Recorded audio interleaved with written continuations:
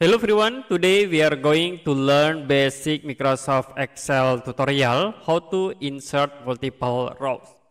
So as example, I will create number. In here you can type 1, 2, and then I will move to here in this L column, and you can set into the center paragraph. The next, if you want to insert multiple rows, you can select rows, like I will select in these rows. Press Ctrl button to select another rows like this, and then you can right click insert.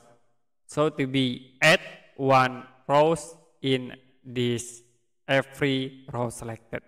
If you want to add more, like you can add 2, you can select 2 rows, like in here 2 rows, and in here I will select 3 rows, and again I will select 1 rows. You can right click and then click insert to insert multiple rows. Okay, you can see it will be add into 3 rows, in here 2, and this is 1. Okay, that's it for basic Microsoft Excel tutorial, how to insert multiple rows. If you have any question about tutorial, you can comment below this video.